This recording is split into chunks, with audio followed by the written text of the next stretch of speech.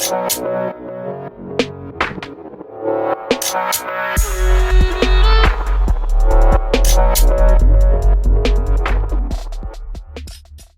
welcome back to a new video on the Essex Boys case. As always, if you are enjoying the content, please do give the video a thumbs up.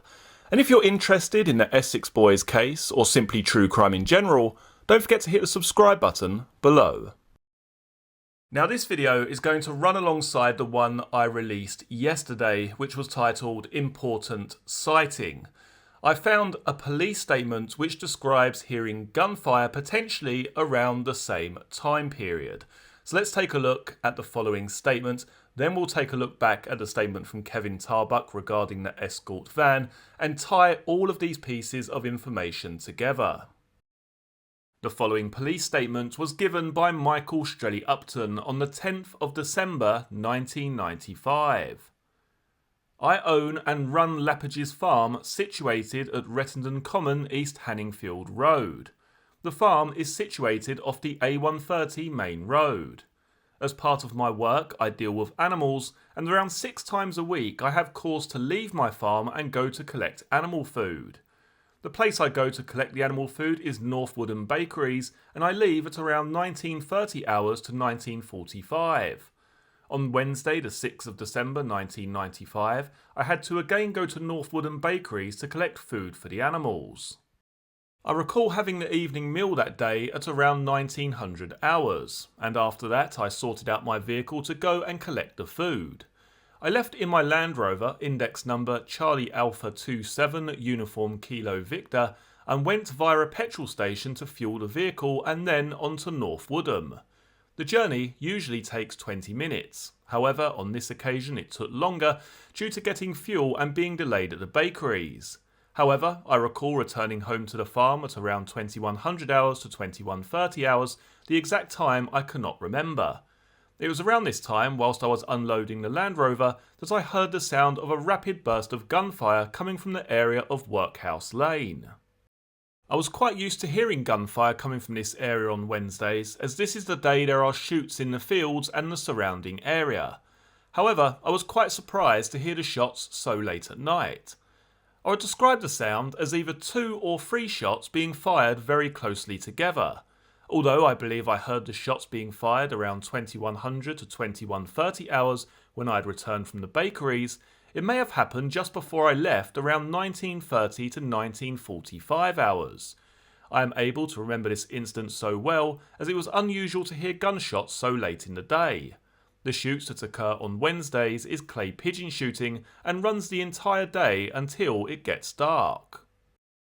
Okay, now this eyewitness account, this police statement and this location of Lappage's farm in Rettendon, this is around a mile from the crime scene, less than a mile as the crow flies from where the Range Rover was located to where this gentleman hears the gunshots. But in particular, what interests me about this statement is the way in which he describes the shots being fired, the shots that he hears. I would describe the sound as either 2 or 3 shots being fired very closely together. Although I believe I heard the shots being fired at around 2100 to 21:30 hours when I returned from the bakeries, it may have happened just before I left around 19:30 to 19:45 hours. He also goes on to talk about hearing gunshots on a Wednesday was commonplace. This is something that I've discussed before in terms of why were Tucker, Tate and Rolfe down Workhouse Lane? Did it have some sort of connection to the shooting range that was located nearby? And as I've said in previous videos, I strongly believe it does. They had to be killed on a Wednesday. It had to be just after this shooting range would normally close. And it's interesting there that this guy mentions this, bearing in mind he lives a mile away, but he does recall hearing the sound of 2 or 3 shots being fired very closely together.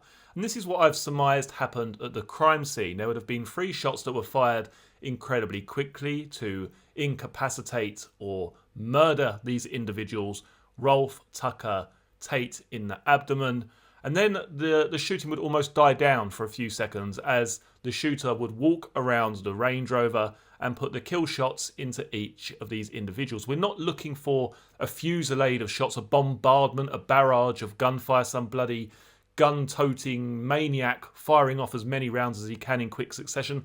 That is not what we're looking for. We're looking for 3 shots followed by a couple of shots, spaced out within a few seconds of each other. To me, this is what is being described in this police statement. It's actually far more credible, as far as I'm concerned, than the other eyewitness account of hearing gunshots at around midnight. Now, he does mention here that he says, although I believe I heard the shots being fired around 2100 to 2130 hours when I returned home from the bakeries, it may have happened just before I left around 1930 to 1945 hours. Now, if it was in fact 1930 to 1945 hours, 7:30 p.m. to 7:45 p.m, then this next statement becomes incredibly interesting. The following police statement was given by Kevin Tarbuck on the 14th of December 1995. He states the following: I'm the above described person and I reside at the address Overleaf. I work for Sutcliffe Industrial Services Limited, who at present have a contract at Hanningfield Water Treatment Works. When I finish work, I leave the site and turn right onto the A130 towards Southend. I've been working on that site for the past 5 weeks and have travelled along that road every evening during that period. At around 1940 hours on Wednesday the 6th of December 1995, I finished work and started my journey home. As I approached Rettendon along the A130, I had just passed White House Farm on the left-hand side and was approaching a small lane again on the left-hand side. As I got nearer to the lane, a white Ford Escort van emerged from the lane and turned left towards Rettendon in front of me. I only saw that it had one male person in it who was driving. The reason I remember this is that in pulling out in front of me, it caused me to brake, and because it was icy and snowing, I thought what an idiot he was. The vehicle then accelerated away from me. I followed, but by the time I had reached the Rettendon Turnpike roundabout, the van was nowhere to be seen. I would think the van was a D or E registration due to the style of the vehicle. I would not be able to identify the driver again. I would estimate the time that this happened would be around 1950 hours. At the time of the incident, it was dark and snowing. I had my windscreen wipers on and my headlights, but in spite of these conditions, visibility was fairly good.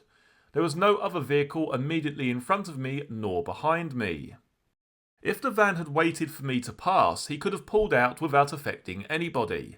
The vehicle was in my sight for about 15 seconds, and the nearest I was to it was about 30 yards.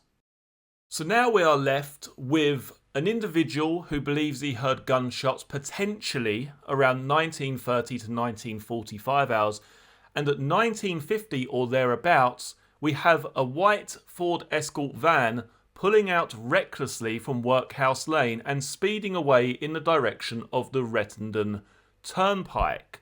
We also have Darren Nichols' recollection of events, where he talks about pulling out onto the main road without looking, of Michael Steele grabbing the steering wheel at the last moment and avoiding a crash by just a few inches. Bearing in mind, he claims he was driving a VW Passat. Darren Nichols goes on to describe those events in detail in the book Blogs 19, where he states the following.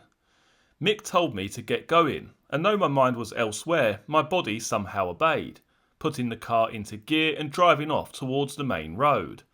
From then on, everything happened in slow motion. I saw the headlights, heard the screech of tyres, and braced myself for impact. But it never came. Mick had grabbed the steering wheel at the last moment and wrenched it to one side, avoiding a crash by just a few inches. The other driver flashed his lights and swore at me out of his half-open window. I just pulled out onto the main road without looking, but I honestly didn't know where I was or what I was doing. I just sat there like a zombie.